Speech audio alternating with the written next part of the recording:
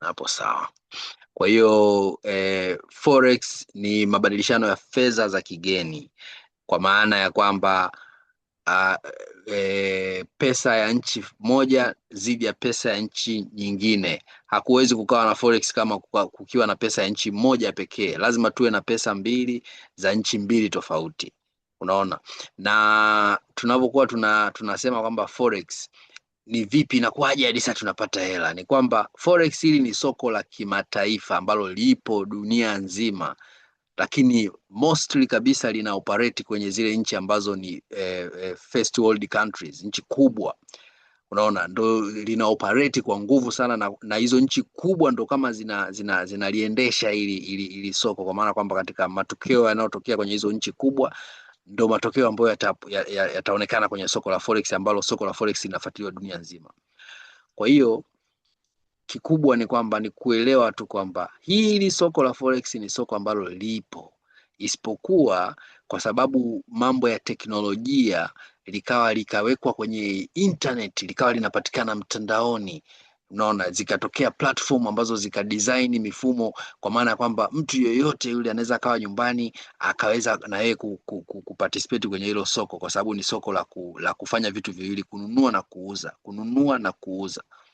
Unaona, kwa hiyo hili soko ni soko ambalo ni soko la kimataifa na ni masoko hapo. Naomba nisisitize kwamba forex kama forex ni kipengele kimoja ambayo ni foreign exchange, lakini kwenye kipengele chake ama kwenye niche yake hii forex, tunasema haya ni masoko ya kimataifa. Kuna masoko mengine kama forex ambayo na yenyewe yanafanya kazi kama forex, lakini yanadili na vitu vingine, na hapo ndipo tunapokuja kuona kwamba forex ni foreign exchange, inadili na pesa za nchi mbili tofauti, kwa maana kwamba pesa ya Uganda ikibadilishwa na pesa ya Tanzania, hiyo ni forex. Pesa ya Tanzania ikibadilishwa na pesa ya Kenya, hiyo ni forex. Pesa ya euro ikibadilishwa na pesa ya dola, hiyo ni forex. Lakini tuna commodities ambazo na zenyewe zinatrediwa, na zenyewe ni masoko ya kimataifa. Commodities ambazo commodities ni bidhaa ambazo katika hizo bidhaa maarufu sana ambazo zinajulikana ambazo zinatredika ni bidhaa ya oil na bidhaa ya gold. Hizo sio forex, hizo ni oil, ni commodities, lakini zinatrediwa kwenye mifumo hii ya kwenye forex, na watu wengi wanajua forex na ukisema forex ndo watu wanaelewa kwamba ni soko la online, lakini hii forex ni kipengele ambacho kinadili na pesa za nchi mbili tofauti, ila katika masoko ya kimataifa tuna trade forex, tuna trade commodities, tuna trade cryptocurrencies. Cryptocurrencies ndo kama Bitcoin, Ethereum, sijui hizo na macrypto mengine ambayo yanatoka kila siku. Unaona, alafu pia tuna trade pesa fulani zinaitwa synthetic indices ambazo tutaenda kuziona na zenyewe, ambazo sio pesa hizo. Tunasema hizo ni kwanza kuna kitu kingine tuna kitrade ambacho kinaitwa stock. Stock ni makampuni mbalimbali. Sasa hizo index zenyewe huwa ni yale makampuni, zile stock zinajumlishwa labda makampuni yanayodili na kitu fulani, makampuni yanayodili na technology peke yake, makampuni 50 bora, makampuni 100 bora, makampuni ya Marekani 100 bora, yakishachanganywa kwa pamoja ndio inatengenezewa hiyo inaitwa index. Kuna index kama US 30 ni makampuni 30 bora ya Marekani, US 100 makampuni 100 bora ya Marekani. Unaona hivyo, na kuna UK 100 makampuni ya United Kingdom 100 bora. Hizo ni katika nchi za Euro zipo. Kuna Japani wanazo zinatredika na Germany, France, kote huko zipo hizo index ambazo zimejumlishiwa stock ama makampuni, kwa sababu katika hizo nchi ama nchi zilizoendelea ni kwamba makampuni makubwa yana produce na yanazalisha na yanatengeneza profit kubwa sana. Kwa hiyo yanakuwa yanauza hisa katika masoko ya kimataifa, na hivyo sisi sasa kutokana na technology na mambo kama hayo tunaweza kuaccess haya masoko kama ambavyo watu waliopo Ulaya na kama ambavyo watu waliopo kwenye maofisi makubwa wanavyoweza kuyaccess haya masoko. Unaona, kwa hiyo kutokana na technology ndo kama hivi, kuna hizi platform kama hii tunayoitumia tunayoiangalia hapa TradingView, zinatuwezesha sisi kuweza kuangalia masoko, kufanya analysis na pia kutrade. Unaona, na pia ku press trade, ku buy, ku sell kwa kupitia brokers mbalimbali ambao tutawaona tutakapofikia topic yao, jinsi ya kuwa discuss hao brokers.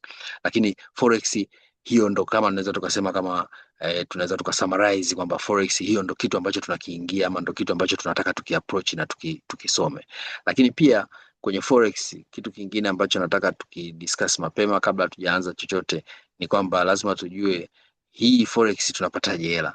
Kwenye forex nilikwambia before kwamba kuna vitu viwili tu, kuuza na kununua, kubuy na kusell.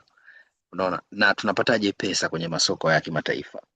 Napata pesa kwenye masoko ya kimataifa kama nilivyokuambia kwamba haya ni masoko mbalimbali ambayo yapo yana operate na yapo real kabisa na yanafanya kazi kulingana na sababu mbalimbali zinazosababisha bei zake zipande na kushuka. Kwa hiyo katika kidunia nzima itategemea kwamba nini kinasababisha kitu fulani kipande au kishuke, lakini vitu vyote au masoko yote haya aidha yapande thamani ama yashuke thamani, yani ndo yana hivyo, yanapanda na kushuka thamani.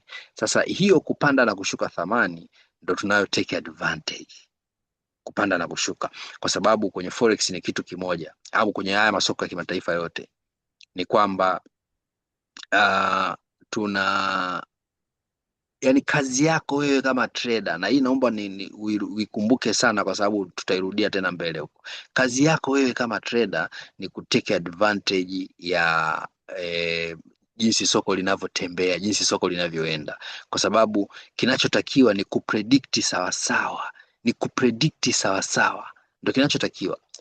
Ni kwamba kupredict kwamba hii gari itaenda kulia na gari kile ikienda kulia unapata hela, au una predict hii gari itaenda kushoto na kweli gari ikienda kushoto unapata hela. Kwenye forex kama nilivyokuambia kwamba bei itapanda ama itashuka, kwenye forex kazi yako wewe kama trader, ili upate faida, ili upate profit, ni kwamba ni kupredict kwamba bei inapanda ama bei inashuka, na sehemu zote hizo ukipredict sawa sawa unapata faida. Kwa maana ya kwamba ukishaona kwamba hii bei itashuka, hii bei inashuka, maanake inashuka thamani, lakini ukishaona kwamba hii itashuka una seli. Ukiseli kwa maana kwamba kwenye forex maanake ni kwamba umelipa short soko, yani umepredict kwamba bei itashuka thamani. Ndio maana ya kuseli. Sio kuseli unauza kitu, utauza kitu ambacho haujakimiliki. Tunaposeli maanake ni kwamba tunasema kwamba nimeseli, kwa sababu watu wengi waga ina confuse hii concept. Ndio maana nataka naisisitiza kwako pia. Tunaposeli tunapata faida. Yani bei ikiwa inashuka ukiseli unapata faida, lakini bei ikiwa inashuka ukiseli, narudia tena, bei ikiwa inashuka ukiseli unapata faida, lakini bei ikiwa inapanda alafu wewe umeseli unapata hasara. Maana yake nini? Unatakiwa upredict sawa sawa. Kama unahisi hapa bei itashuka, unatakiwa ushuke nayo, useli. Ukiseli inavyoshuka maanake bei inashuka thamani, lakini wewe kwa sababu ulipredict sawa sawa kwamba nimeseli, maanake nimepredict ili soko litashuka thamani, unakuwa unaendelea kupata faida kwenye mtaji wako. Kama ulikuwa dola 100 unashangaa inaongezeka dola 120, 130, 140, 150, inategemea na lot size ya ngapi umetumia na vitu kama hivyo. Lakini pia vile vile bei kama inapanda, umeona kabisa hapa hii bei itapanda thamani, una buy, unanunua. Kununua maana yake sio kwamba umekinunua kitu. Kwenye forex, kwenye trading tunavyosema kubuy, tunamaanisha kwamba umepredict bei itapanda, price ya hicho kitu, kama ni commodity, kama ni currency fulani, kama ni index, umepredict itapanda thamani, ndo una buy. Na ukibuy bei ikiwa inapanda, maana yake umefanya kitu sahihi, unakuwa mtaji wako unaongezeka, ndo faida, unapata faida, unapata profit. Lakini ukiwa umebuy alafu bei inashuka thamani, maana yake unapata hasara, unapata loss. Kama ulikuwa na dola 100 unashangaa dola 97, dola 90, dola 80, inategemea na lot size ya ngapi umetumia. Kwa hivyo hizo concept mbili unatakiwa uzielewe mapema kwamba kwenye forex tunapata faida upande wowote ule, ili mradi huo umepredict sawa sawa, umeenda na huo upande. Ukienda against na huo upande, kwa maana kwamba bei inapanda alafu wewe umeseli, maana yake umekosea prediction, maana yake hapo unapata hasara. Lakini bei inapanda wewe umebuy, unapanda nayo, unapata faida. Bei inashuka chini na wewe umeseli, unashuka nayo. Sasa kwa hizo concept mbili, maana yake kazi yako tukizidi kuchambua hapo, tuna dig deeper kwenye hii concept niliyoielezea. Kazi yako wewe kama forex trader ni kwamba ni kujua kwamba je, bei itapanda ama bei itashuka. Huo ndo mzizi wa fitna. Ukijua tu bei hapa itapanda, hapa itashuka, ujue tayari wewe umeshageuka kuwa ATM ya kuprinti pesa. Muda wowote utakuwa sahihi na utatengeneza hela. Kwa hiyo kazi yako kuu kimsingi ni kugundua kwamba hapa bei itapanda ama hapa bei itashuka. Hiyo ndo kazi yako kubwa. Vitu vingine vyote ni bullshit, ila kazi yako wewe ni kujua kwamba hapa bei itapanda ama bei itashuka. Sasa ili ujue kwamba bei itapanda ama bei itashuka, hapo ndo inapokuja somo la forex, masomo ya forex. Hayo video yote ya huko YouTube na wapi, ndo yote yanazungumzia kitu kimoja ama vitu viwili: bei itapanda ama bei itashuka. Zote zina concept zinakufundisha kwamba ili ujue kwamba je, hapa nikiona kitu hichi bei itapanda ama bei itashuka, nikijua hapa bei itashuka na sell, napata faida inavyokuwa inashuka. Nikijua hapa bei itapanda na buy, napata faida inavyokuwa inapanda. Kwa hiyo hiyo ndo kazi yetu sisi kama forex trader, ni kugundua kwamba je, bei itapanda ama bei itashuka. Sasa hapo ndo kwenye kipengele utajuaje kwamba bei itapanda ama bei itashuka, na hapo ndo kwenye mtiti, na hapo ndo panaposababisha mpaka sasa hivi tupo tunajifunza kwamba tunajifunza forex. Lengo la forex ni kujua kwamba je, bei itapanda ama bei itashuka. Masomo yote, kozi zote za forex ni kujua tu je, bei itapanda ama bei itashuka. Hapo ndo siri ilipo, na hapo ndipo unapotakiwa uweke concentration kubwa, kwa sababu hapo ndo kwenye fedha yenyewe, hapo ndo kwenye kupata hela ama faida.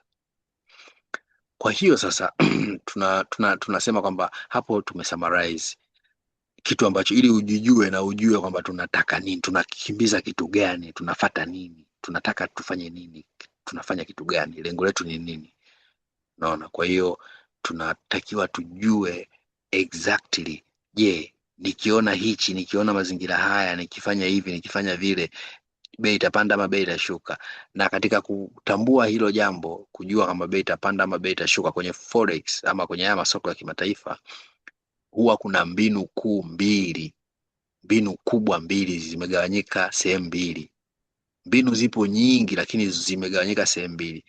Mbinu zinafahamika kwamba kuna mbinu zinafahamika kama fundamental analysis, mbinu za uchambuzi wa kitaalamu, alafu kuna mbinu zinafahamika kama technical analysis.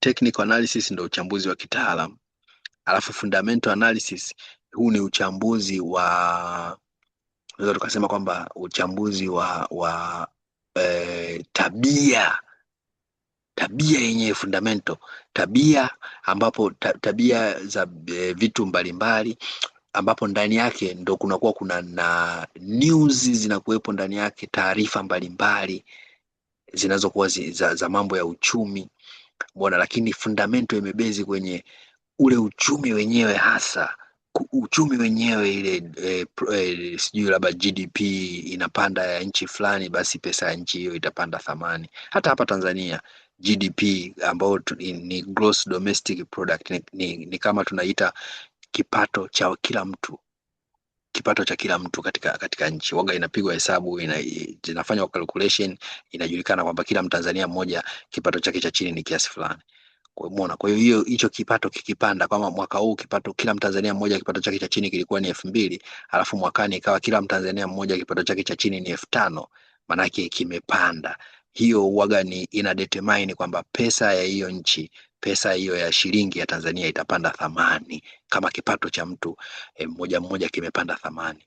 Unaona, kwa hiyo hivyo vitu huwa vinakuwa vyote vipo katika upande wa fundamental. Maanake fundamental ni ile analysis, uchambuzi ule wa tabia pamoja na matukio pamoja na news mbalimbali, unaona. Alafu technical yenyewe inadili na utaalamu, uchambuzi wa kitaalamu, technical analysis, unaona. Kwa hiyo hapo ndo hizo mbinu kubwa mbili ambazo zinatumika kwenye kufanya forex trading.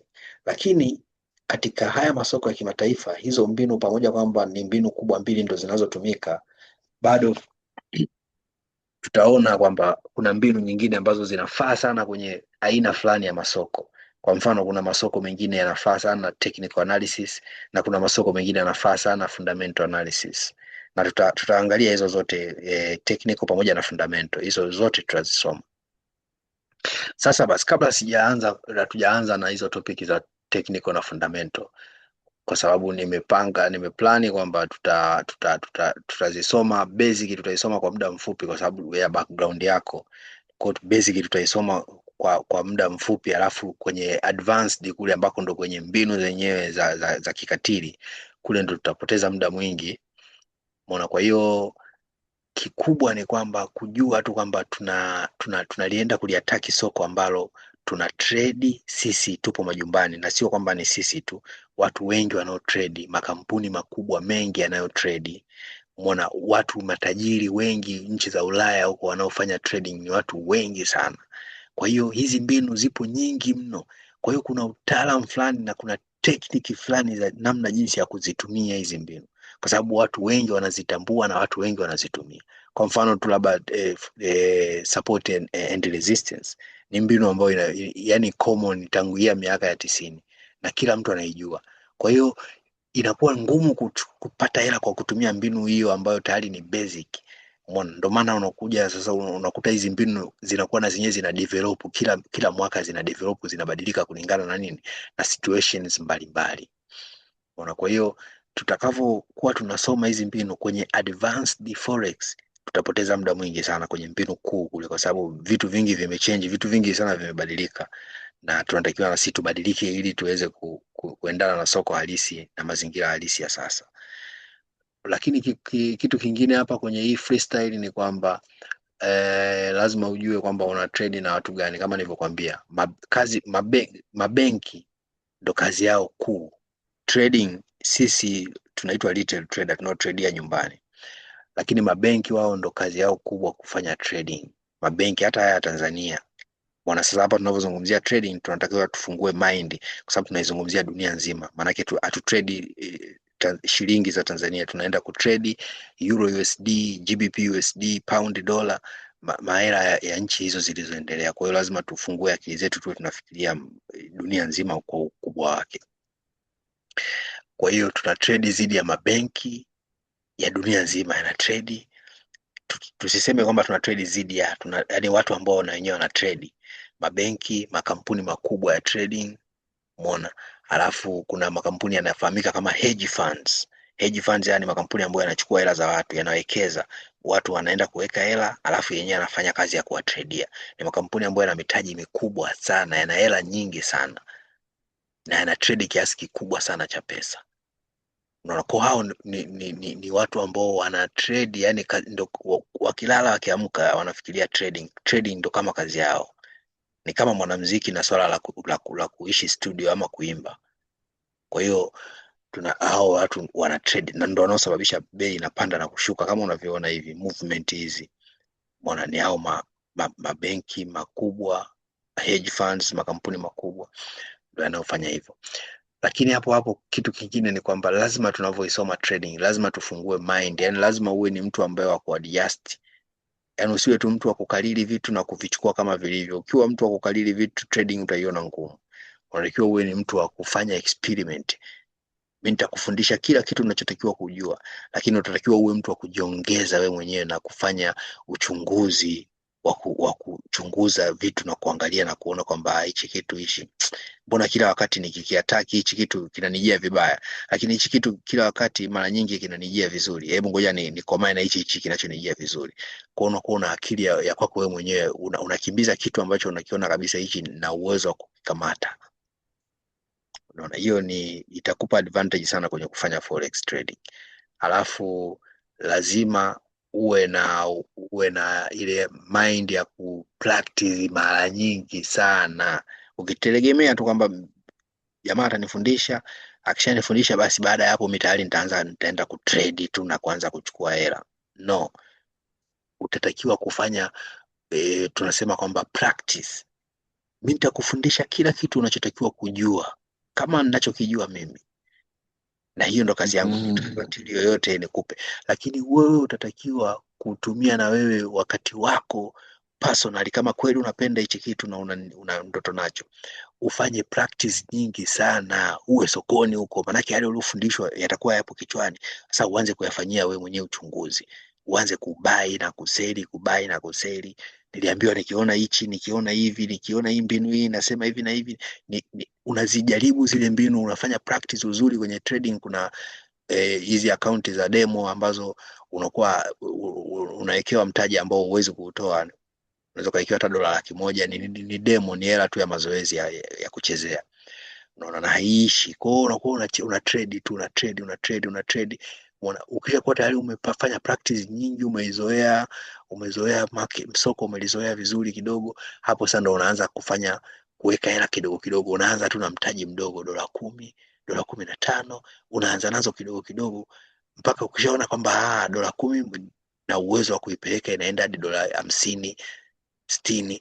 Hapo sasa ndo utakuja unaongeza nguvu, baadaye unaweka $100. Hivyo hivyo una move kidogo kidogo, unapanda kidogo kidogo mpaka unafika mtaji mkubwa kabisa, $10,000, $20,000. Lakini lazima uwe na akili ya kukua kidogo kidogo, usiwe na ile akili ya tamaa kutaka kuchukua hela za watu, sijui kuona kwamba tayari mimi nishajua sana kutrade, ngoja niwatradie watu, nataka mahela mengi ili utrade upate hela nyingi. Hiyo ni mbaya sana na uwe inalostisha watu wengi sana. Kwa lazima uwe calm, kwa sababu hili soko ni soko ambalo kuna hadi psychology mbele huko, nitakuelekeza, tutaisoma psychology. Yani kuna hadi psychology kwenye hii ni science. Hii forex ni science, ni pure science. Alafu pia hii forex pia vile vile ni economy. Yani hii ni kitu cha ajabu sana. Usione hayo machati tu yanapanda pana na kushuka, ni kitu cha ajabu. Yani ni kitu cha ajabu. Kwa hiyo lazima uhakikishe kwamba unakipa time yake, unajifunza, unafanya practice, unaliangalia soko linavyo move na yale yote unaoelekezwa unakuwa unayafanyia kazi. Unaona, unakuwa na kitu kingine. Ndio nilichokuwa nakwambia kwamba hili soko lipo masaa 24, likifunguliwa tu Jumatatu mpaka Ijumaa saa 6 ndio litakuja litafungwa. Lakini linapofunguliwa Jumatatu pale linakuwa lina operate, yani liko on, linafanya kazi muda wote, usiku na mchana, halilali. Yanabadilika tu, zile market sessions zinabadilika tu, natoka London inakuja New York, inakuja, lakini soko liko on muda wote. Kwa hiyo soko lenyewe kama lenyewe halijui kusema bana wewe umeshapoteza sana, hebu pumzika. Halina hiyo. Ndio maana psychology inaingia kwenye hili soko, kwa sababu lazima uwe na psychology ya kujimaintain wewe mwenyewe, kuwa na kiasi chako wewe mwenyewe, kujipimia mwenyewe, kujua kwamba hapa leo nimeshapata faida ya kutosha, basi mpaka kesho. Yani uwe na kiasi, ama leo nimeshapata hasara hii, niliweka plani kwamba kwa siku nikipata hasara $30, basi mimi kwa mtaji wangu nilionao kwa siku nikipata hasara $30, basi I call it a day, nasubiri mpaka siku ya kesho tena. Kwa sababu usiwe na ile akili ya kutaka vitu kwa pupa, yani kwamba umeshapoteza alafu unataka revenge, unalazimisha. Yani hiyo huaga ni uwezi kuiona forex ni nzuri, yani utaiona mbaya.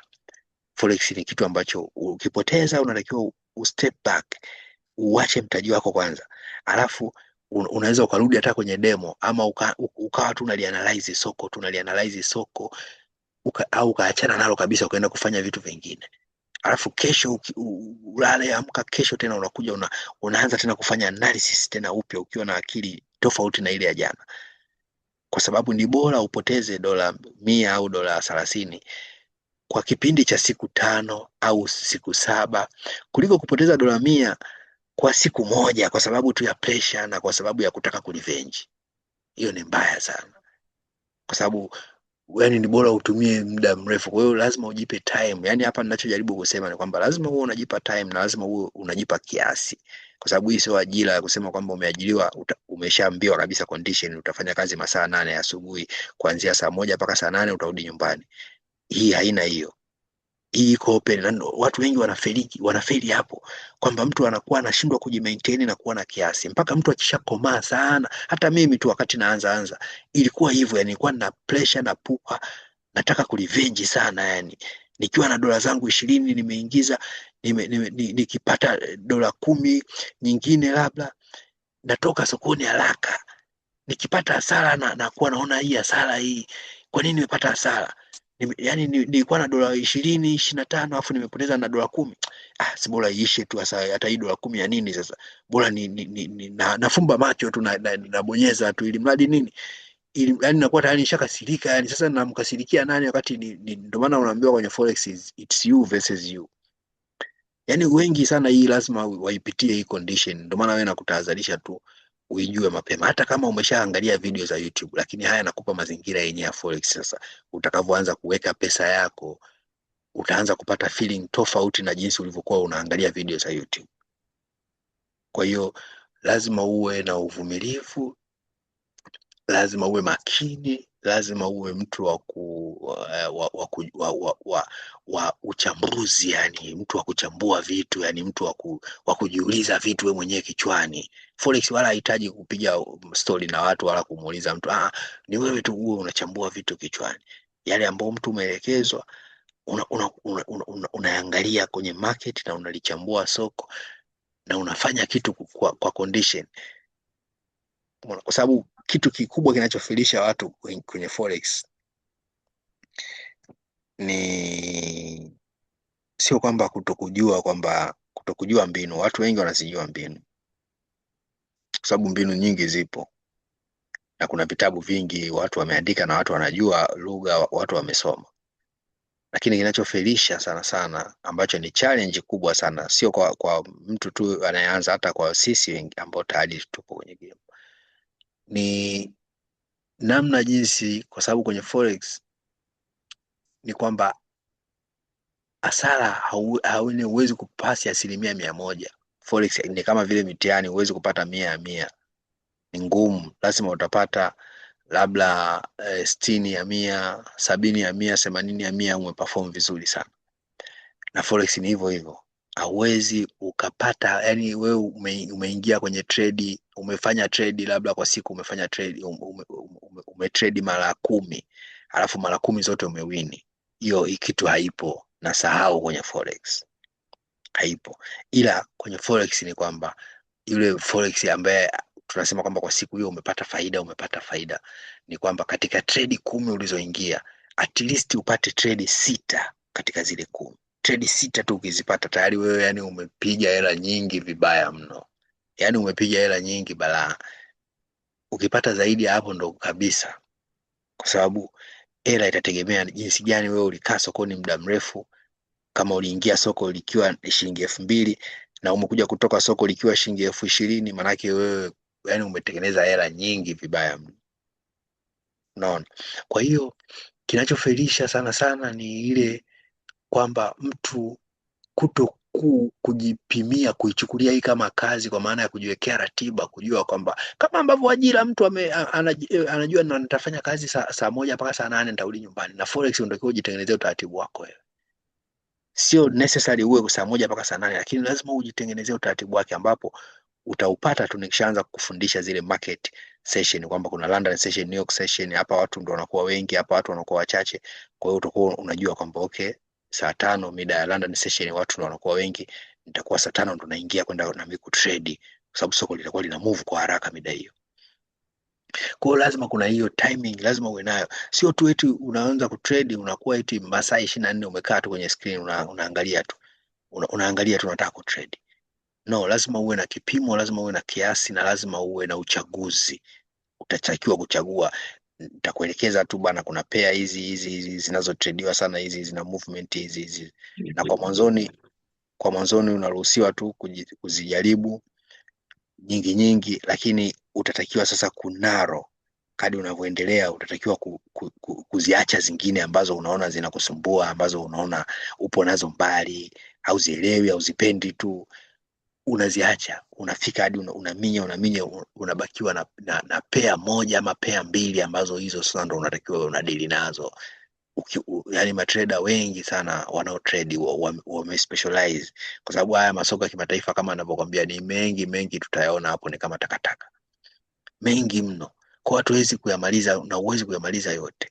Kwa unachotakiwa kufanya ni kwamba utayajua makubwa ambayo ndo yanayotrediwa sana, alafu tutadili nayo hayo, alafu baadaye wewe mwenyewe utachagua kwamba mimi naonaga bahati yangu ipo kwenye Euro USD. Kila nikitrade Euro USD naona kama inanipa matokeo mazuri, kwa hiyo hebu zingine zote naziacha pembeni na dili na Euro USD. Hii itakusaidia kudili na fundamental. Siri kubwa ya kudili na pair moja ama mbili, itakusaidia wewe kwenye uchambuzi wako wa technical analysis kuchanganya na fundamental, kwa sababu fundamental ni nyingi na ni pana na ni kubwa mno. Kwa hiyo fundamental, ukiwa na mapea mengi, kudili na fundamental yani utatakiwa kudili na fundamentals nyingi vibaya mno. Ndio maana unatakiwa uwe na pair chache. Na fundamental, tunavyosema fundamental namaanisha hata Trump akiongea huko kwao kwamba leo tunaenda kuivamia Iran, hiyo ni fundamental ambayo itasababisha oil price inapanda bei. Hiyo ni fundamental, imesababisha oil imepanda thamani. Kwa hiyo hizo zote zinakuwa zipo kwenye consideration. Mwana. Kwa hiyo lazima uwe ni mtu ambaye una nia kweli, una passion na kitu hichi, halafu lazima uwe ni mtu wa nasema updated, yani up to date. Usiwe na mafaili hayo tu, mafaili hayo. Hii space inabadilika kila wakati, kwa hiyo lazima uwe una update kusoma, kuishi. Mimi mwenyewe mpaka leo nasoma mambo ya forex haya. Kuna vitabu vipya vinatoka, wataalamu wengine ama watu wengine mashuhuri ambao wamefanikiwa tena kwenye forex wameandika vitabu kipya, natafuta na kisoma, naongeza material, kwa sababu hii space inabadilika kadi muda unavyoenda. Na kikubwa tu ni kwamba ukishajua siri ile ya wale big players, makampuni makubwa, jinsi wanavyoliendesha soko, umeona, na jinsi watumia hawa retail trader ili kutengeneza faida wao. Maanake hapo ndo kuna triki kubwa ambayo tunaitumia sasa kujua kwamba okay, tunawafuataje wale big player ambao wao kila siku wana win, wanakuwa hapo sahihi mara nyingi, alafu na sisi ambao tunakuwa tunakosea mara nyingi, tunajifunza sasa kwamba mbinu za namna jinsi ya kutrade kinyume na sisi retail trader. Tunaangalia sisi watu wa kawaida huwa tunatumia mbinu gani na tunafanyaje, alafu tunazigeuka hizo mbinu. Yani lazima tuzisome hizo mbinu alafu tunazigeuka. Ni sawa sawa na mabomu yametegwa, kwa hiyo lazima uyatafute, uyaone mabomu, kisha ndo utaweza kuyaruka. Huwezi tu kuanza kuruka kitu ambacho hujakiona. Kwa kuna mbinu za kijinga tu nyingine tutazisoma kwa lengo sio kwamba uje uzitrade, kwa lengo kwamba uje uzitrade, lakini utazitrade kinyume chake. Unaona, utazitrade kinyume chake. Kwa hiyo kuna mambo mengi kwenye trading, na ndio maana inakuwa yani kwa mtu ambaye akili yake inakuwa imeganda, yani ipo tu imeganda, trading ataona ni kitu, ni utapeli, ataona ni wizi, ataona ni kitu hakifai kabisa.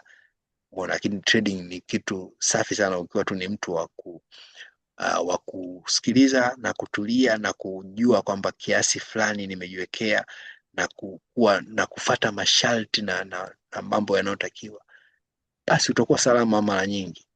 Na hata kama utapata hasara, utakuwa unapata hasara ambazo ni ndogo, na ukipata faida unapata faida kubwa. Sababu kwenye trading mtu anayefanikiwa sasa, anakupa sifa za mtu ambaye amefanikiwa kwenye trading, anakuwa ni kwamba yani, kwa sababu trading ni kitu cha ajabu sana. Unaweza leo uka trade dola, unamtajwa dola 100, let's say dola 100 ile umetrade leo, umepata hasara dola 5, umetoka sokoni, hujaiacha ile hasara iende mpaka dola 20. Umekaa baadaye tena umetrade tena, umepata entry nyingine ukatrade, ukapata hasara dola 5, ukatoka sokoni haraka, hujaiacha ile hasara iende hadi dola 50.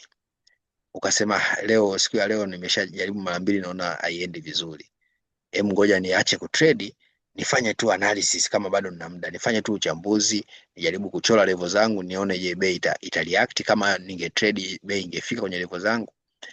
Mbona hiyo sasa ni hii ninachokiongea hapa ni psychology, na ni very important kwenye trading, na ndio sababu kubwa inasemekana inayosababisha watu wengi wanafeli, psychology ya trading. Unaona, kwa hiyo unakuwa tu una vitu fulani ambavyo huwa vinakuja tu naturally kadri jinsi utakavyo engage na trading, utakavyoendelea kutrade, utaona tu vitu vitakuja, tuna tabia fulani zitajengeka, kwa sababu hakuna mtu anayependa kupoteza. Kwa hiyo kadri jinsi unavyopoteza utaona hichi kitu sio, huwezi kurudia makosa yale wakati unaona nilifanya hivi nikapoteza. Kwa kadi jinsi unavyoyakimbia yale makosa ndo kadi jinsi unavyokaribia usahihi, unaukaribia usahihi, mwisho unakuwa perfect. Kwa hiyo mtu perfect kwenye trading ni mtu yule ambaye ana trade na anapata, kama akipata hasara, sifa za mtu trader bora, kama akipata hasara anapata hasara ndogo, na kama akipata faida anapata faida kubwa. Anafanyaje hizo condition mbili, anazitimizaje hizo? Kama akipata hasara, maanake ni kwamba huyu ni mtu ambaye anakata losi mapema sana, anazikata hasara mapema sana. Ameona kwamba hesabu zake zimemwambia hapa gold itapanda thamani, alafu gold ikaanza kushuka thamani, ikafika $1, $2 hasara, $3, $4, anaona mimi hapa nishakosea, anatoka sokoni. Haiachi hasara iendelee kurani kwa muda mrefu sana. Akifanya hivyo, maanake mtaji wake utaendelea kuwa mkubwa, atapata nafasi ya kuliataki soko mara nyingi sana, atapata nafasi ya kutrade mara nyingi, kubonyeza zile trade, kubaya au kusell mara nyingi, kwa sababu mtaji wake unamruhusu, kwa sababu anapata hasara kidogo. Tofauti na kwamba angeiacha hasara iende hadi $50, maanake tayari mtaji wake kama $100, tayari $50 ishaondoka, imebaki $50, maanake amebakiwa na trade chache. Na ili upate possibility za kupata, lazima utrade, ndo utapata. Kwa hiyo ni muhimu sana kuzingatia kwamba kwenye trading kuna miiko na kuna saikolojia. Nitakufundisha hii saikolojia, sio kubwa wala nini, ni kama tu ya siku moja au siku mbili inaisha, lakini kuna topic kabisa trading psychology. Usiwe na mihemko, usiwe na tamaa, unatakiwa utrade kama kazi, utrade kama wajibu, utimize malengo, kwa maana ya kwamba mbinu nitakazokufundisha zile unatakiwa